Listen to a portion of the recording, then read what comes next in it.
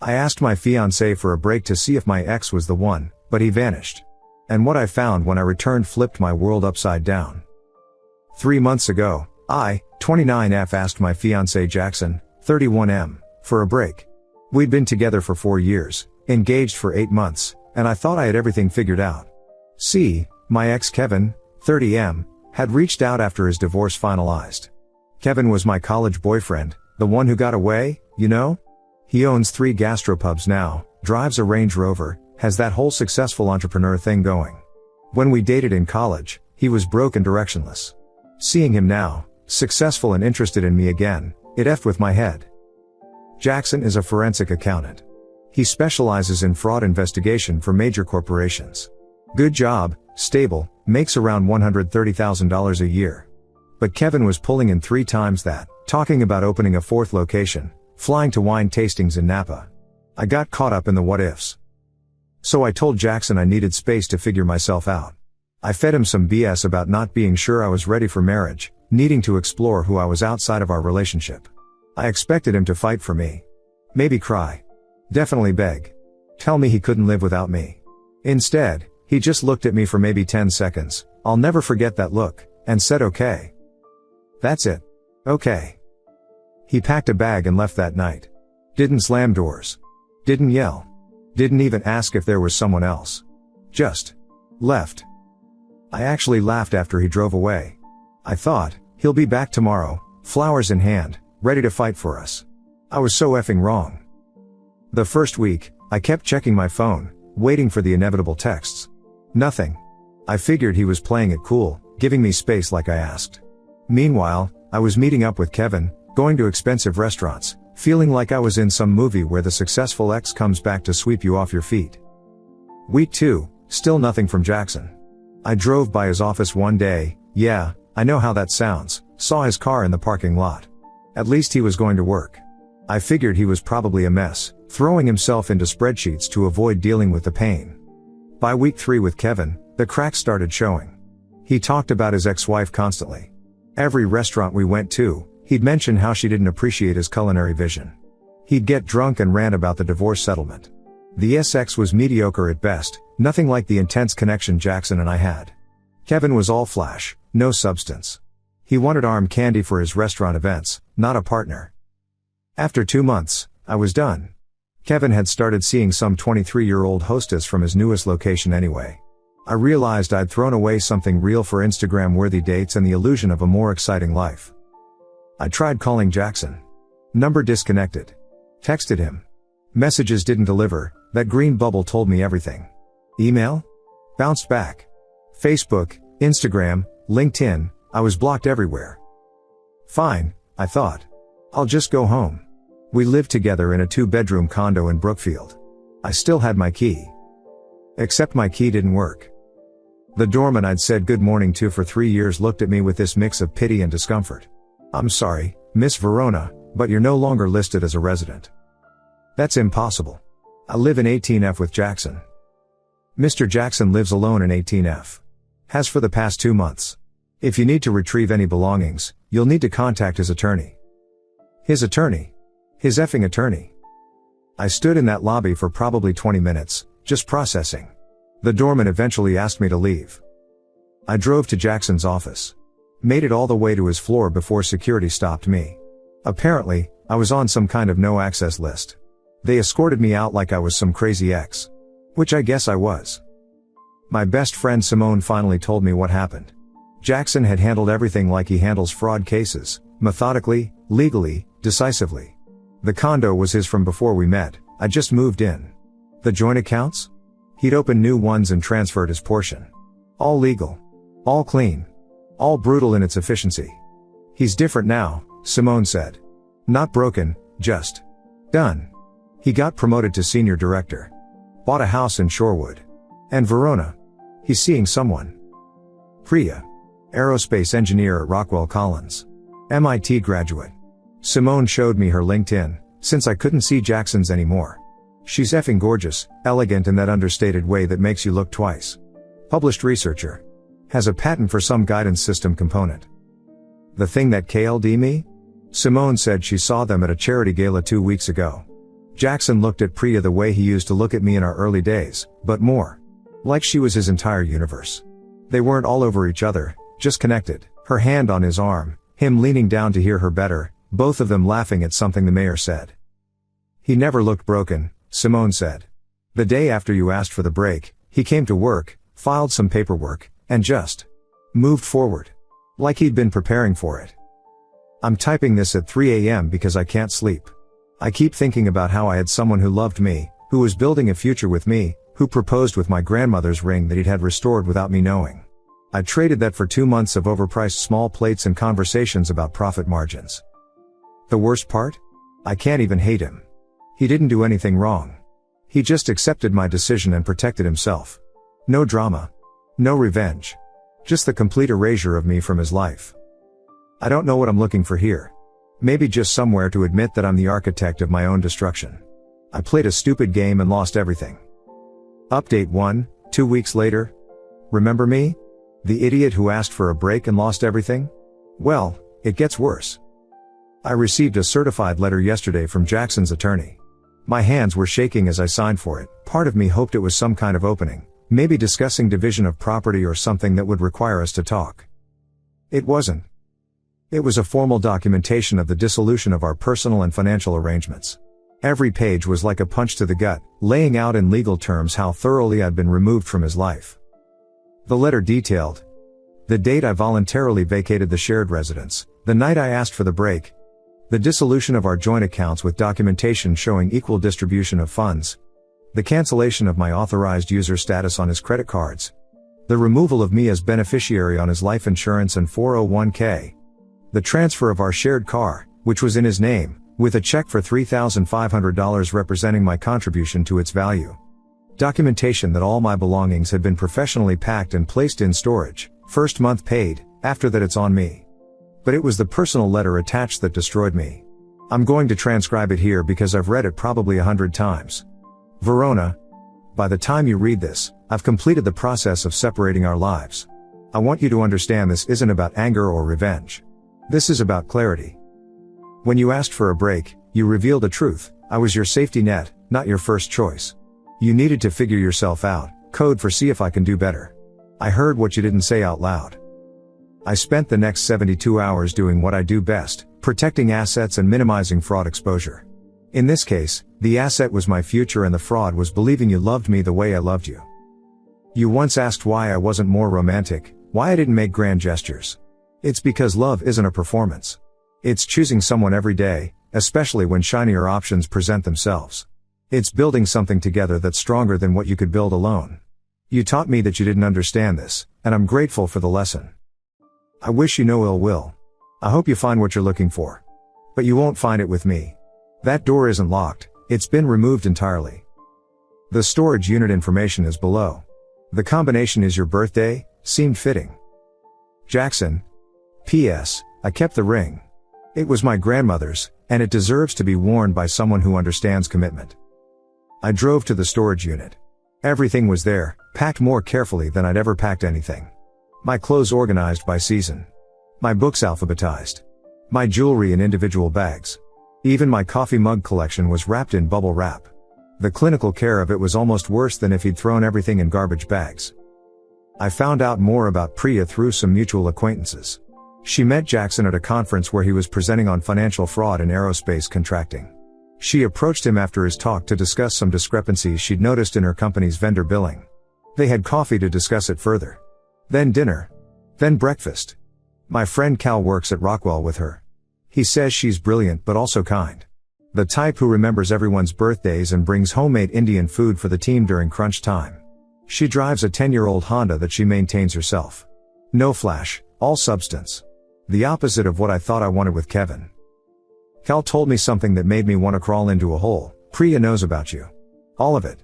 Jackson told her everything on their third date. She apparently said, "Thank you for trusting me with this.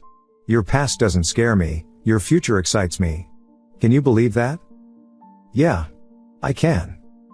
I tried to date. Downloaded the apps. Went on a few dates. Every guy seemed either immature, commitment phobic, or just not Jackson. One guy spent the entire dinner talking about crypto. Another asked if we could go Dutch on a $40 meal. Another was perfectly nice, but there was no spark, no connection, no feeling of building something together. My job performance is suffering. I'm a senior actuary at a reinsurance firm, and my work requires intense focus. But I find myself staring at spreadsheets, thinking about how Jackson used to bring me tea at exactly 3 p.m. when he worked from home, knowing I needed caffeine to push through the afternoon. Small things that weren't grand gestures but showed he paid attention. My mom asked about the wedding planning yesterday. I had to tell her there wasn't going to be a wedding. She just sighed and said, "Oh, Verona. You always did throw away your toys when you thought you saw a shinier one." Even my mother thinks I'm an idiot. The real kicker? Kevin texted me last week. "Hey, been thinking about you. Wanna grab drinks?" I deleted it without responding. The thought of him makes me physically ill now. I don't know how to move forward. I don't want Jackson back. I understand that ship hasn't just sailed, it's been decommissioned and turned into an artificial reef. I just want to stop feeling like I'm living in the aftermath of my own bomb detonation. Update 2, 1 month later. I did something stupid. Actually, I've done several stupid things, but this was the worst. I showed up at Jackson's new house. I got the address from a mutual friend who immediately texted me after saying I shouldn't have given you that. Please don't do anything crazy. Too late. It's a beautiful craftsman in Shorewood. 3 bedrooms, 2 baths, the kind of place we used to dream about buying. There were solar panels on the roof, something we'd talked about for our future home. A garden in the front yard with what looked like newly planted vegetables. I sat in my car for an hour, working up the courage. Finally, I walked to the door and rang the bell. Priya answered. She was wearing one of Jackson's old Northwestern sweatshirts and leggings, hair in a messy bun, looking like she belonged there. Like she'd always belonged there. "Verona," she said. Not a question. She knew who I was. Is Jackson home?" "He's in the workshop. Would you like me to get him?" She was so calm. No anger, no possessiveness, no fear. Just this serene confidence that made me feel even smaller. Yes. Please." She left the door open but didn't invite me in. I could see into the living room, Jackson's leather chair from the condo, but everything else was new. Fresh start. Jackson appeared a minute later, sawdust in his hair, wearing safety glasses pushed up on his head. He'd taken up woodworking apparently. Another thing he'd mentioned wanting to try but never had time for when we were together. "Verona." "Hi." We stood there, him in the doorway, me on the porch. He didn't invite me in either. "I wanted to apologize," I started. "For everything. For not appreciating what we had. For taking you for granted. For thinking I could do better when I already had the best." He listened, face neutral. That forensic accountant face that could examine massive fraud without blinking. "Okay," he said. "That's it? Just okay? What would you like me to say? That I forgive you? I do. That I understand? I do. That it changes anything? It doesn't. I'm not asking for another chance. I know that's impossible. I needed you to know I realize what I lost. Verona, you didn't lose anything. You gave it away. There's a difference." Priya appeared behind him, handed him a cup of coffee, then disappeared again. The casual intimacy of it, the way his hand briefly touched her waist in, "Thanks," it was like watching what we used to have but better. More natural. More real. "She's perfect for you," I said, and I meant it. She's perfect for herself. That's why she's perfect for me. I understood what he meant. Priya wasn't trying to be anything other than who she was. She didn't need Jackson to complete her or validate her worth. They were 2 whole people choosing to build something together. I should go. That would be best. As I turned to leave, he said, "Verona, can I give you some advice?" I nodded. Stop looking for someone to make you feel special. Start being someone special. The rest follows. I cried the whole drive home. That was 3 weeks ago. Since then, I've started therapy. My therapist, Dr. Keating, doesn't pull punches. "You have a pattern of external validation seeking," she said in our last session. "You don't choose partners, you audition audiences." She's right. With Kevin, I wanted to be the successful entrepreneur's girlfriend. With Jackson, I enjoyed being the fiancé of a respected professional. I never just wanted to be Verona. I've also learned some things through the grapevine. Jackson's promotion came with a $200,000 salary. He'd been being groomed for it for months but never told me because he wanted to surprise me after the wedding. The break letter went into his personnel file at work. He reported it to HR to protect himself professionally. His company's response was to fast-track his promotion because they didn't want to lose him during a vulnerable time. Priya's family loves him. Her father, a retired physics professor, apparently spent 3 hours discussing investment strategies with Jackson during their first meeting. Her mother taught him to make proper chai. Her brother, a fighter pilot in the Navy, calls him the brother I chose.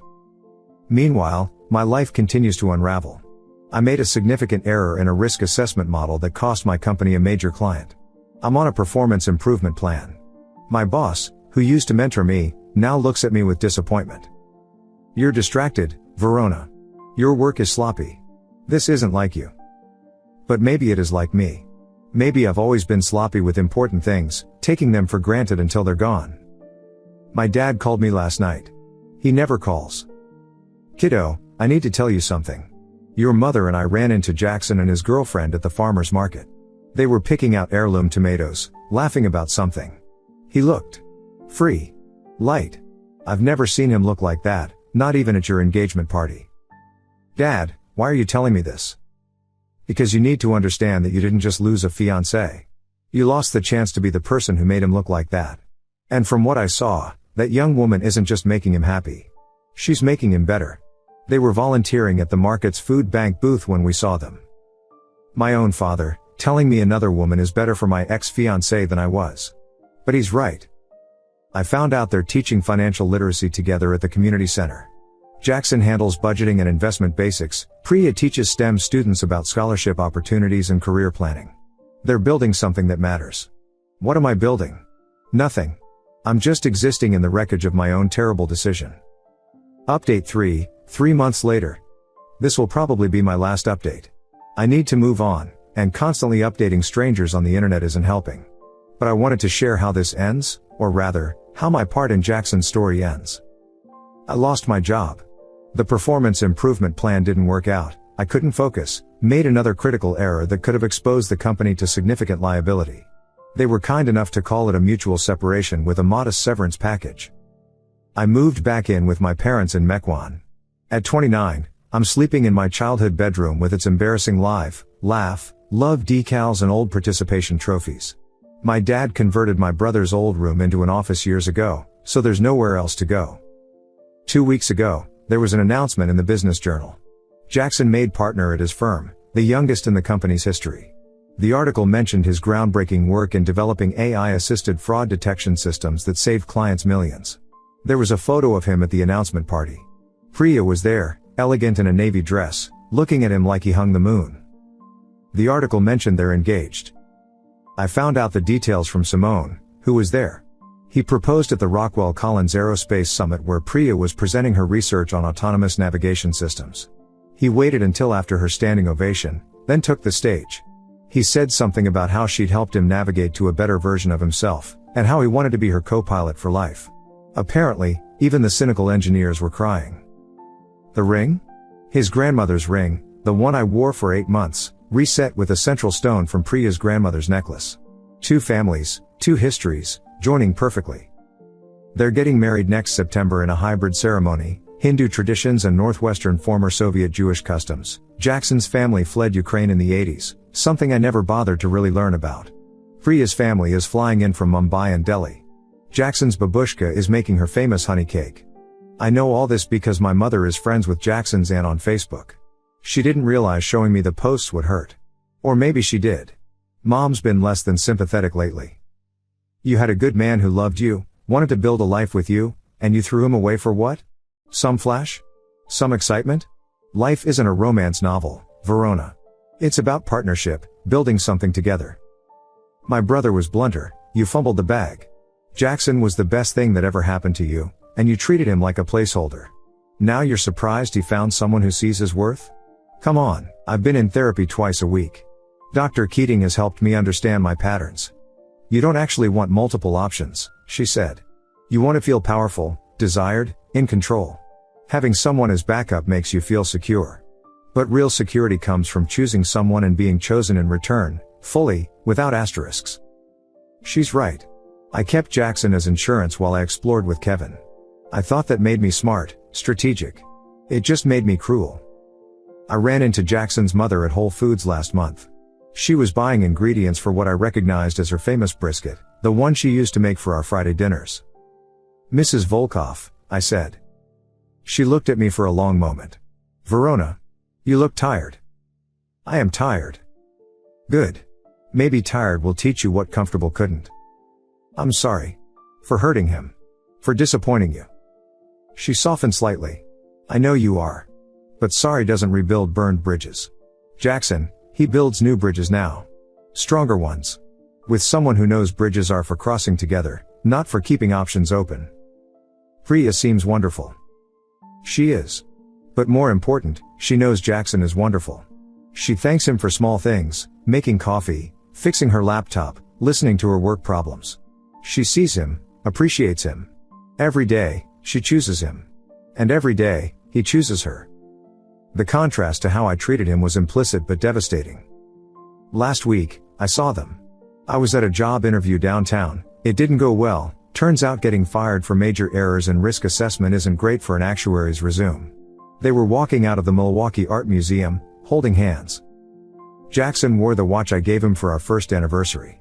Somehow that hurt more than if he'd thrown everything away. He'd kept the good parts, discarded the rest. Discarded me. They didn't see me. They were too wrapped up in each other, Priya laughing at something he said, him looking at her with this expression of complete contentment. They looked like what we never quite were, a real team. I'm starting over. Applied for junior positions, ones I'm overqualified for but might actually get. I'm seeing a therapist, working on understanding why I sabotage good things. I'm volunteering at a literacy center, trying to build something that isn't about me. But late at night, I think about the life I threw away. The Sunday morning pancakes Jackson used to make. The way he'd work on his laptop while I read, comfortable silence between us. The future we planned, kids with his analytical mind and my quick wit, a house with a workshop for him and an office for me, growing old together. Now Priya will have those Sunday pancakes. Their kids will have his analytical mind and her innovative spirit. They'll have the house with the workshop, they already do. They'll grow old together. And I'll figure it out. But I'll do it alone, knowing I had everything I wanted and threw it away for an illusion. To anyone reading this who's in a relationship, look at your partner. Really look at them. Are they choosing you every day? Are you choosing them? Or are you keeping one foot out the door, thinking there might be something better? There isn't. Better isn't out there waiting. Better is what you build with someone who shows up every day, who sees you at your worst and stays, who makes coffee the way you like it and knows when you need space versus when you need a hug. I had that. I had Jackson. And I'll spend the rest of my life knowing I was the architect of my own loss. Final update, 6 months later. I wasn't going to update again, but I need closure, and maybe someone needs to hear this. Jackson and Priya got married last weekend. I wasn't there, obviously, but social media exists, and the pictures are everywhere. It was gorgeous. They had the ceremony at the Milwaukee Public Museum, in the planetarium. Their theme was Navigating by the Stars, a nod to both her aerospace work and his analytical precision. The photos show string lights creating constellations, tables named after space missions instead of numbers. Priya wore a traditional red lehenga for the Hindu ceremony in the morning, then changed into a stunning white gown with gold embroidery for the evening reception. Jackson wore a sherwani for the Hindu ceremony, apparently he learned basic Hindi to say his vows, and a perfectly tailored black tuxedo for the reception. But it wasn't the grandeur that got me. It was the small moments caught in candid photos. Jackson's grandmother teaching Priya's grandmother Russian folk songs. Both old women laughing, glasses of vodka raised. Priya's father and Jackson deep in conversation at a table covered in napkins with equations scrawled on them, apparently discussing the mathematical probability of finding your perfect match. Jackson lifting Priya's youngest cousin onto his shoulders so she could see the cake cutting. Priya fixing Jackson's boutonniere, him looking at her like she was his entire universe. The wedding party included people from every aspect of their lives. Jackson's co-workers, Priya's research team, childhood friends from both sides, family from 3 continents. They built a community together in less than a year that was stronger than what we'd built in 4. My friend Simone was invited. She stayed close with Jackson despite everything. She told me about the speeches. Jackson's best man talked about how Jackson had changed after meeting Priya. He went from surviving to thriving. She didn't complete him, that's movie BS. She inspired him to complete himself. Priya's maid of honor, her cousin from Mumbai, said, Priya always knew her worth. She waited for someone who knew it too. Jackson doesn't just know it, he multiplies it. Their first dance was to Cosmic Love by Florence and the Machine. Simone said they'd taken lessons, but you could barely tell because they were too busy laughing and whispering to each other to follow the choreography perfectly. I'm telling you these details not to torture myself but because I finally understand something. Jackson and I were never really engaged. We were playing house. We had the ring, the shared address, the joint accounts, but we didn't have the foundation.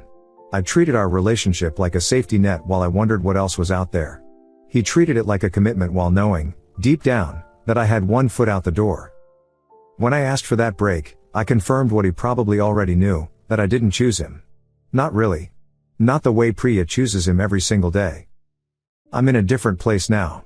I got a job, junior actuarial analyst at a small firm in Madison. It's a demotion and a pay cut, but it's a fresh start. I have a studio apartment, barely 500 square feet, but it's mine. I'm rebuilding. I'm also dating someone. His name is Paul. He's a high school math teacher, coaches track, has never owned a Range Rover and never will. He's kind and patient and doesn't know the full story yet. I'll tell him eventually. If we get that far. But here's what's different. I'm not with Paul because he's safe or because he's exciting or because of what he represents. I'm with him because last Tuesday, I had the worst day, missed my bus, spilled coffee on my laptop, got reamed out by my boss, and he showed up at my door with takeout from my favorite Thai place and stupid comedy movies. He didn't try to fix anything. He just sat with me while I ugly cried into pad thai. That's what I never understood with Jackson. Love isn't about having options or keeping doors open or measuring someone against theoretical alternatives. It's about choosing to walk through one door, closing it behind you, and building something on the other side. Jackson knew that. Priya knows that. They're building something beautiful together while I'm starting from scratch at almost 30. But maybe that's okay. Maybe I needed to lose everything to understand what everything actually meant. To Jackson, if you ever read this, though I doubt you will, thank you.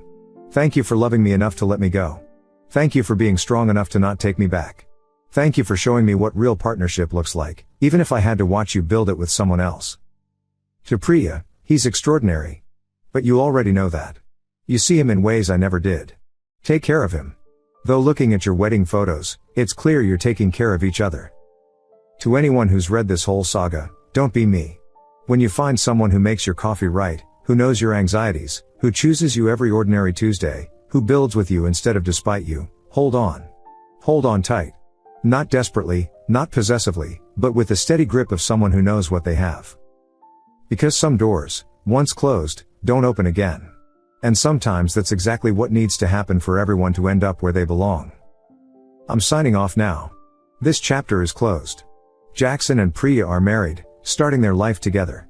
And I'm here, in my tiny apartment in Madison, learning to be alone, learning to be better, learning that the best revenge isn't living well, it's letting go of the need for revenge at all. Sometimes you're not the hero of the story. Sometimes you're the cautionary tale.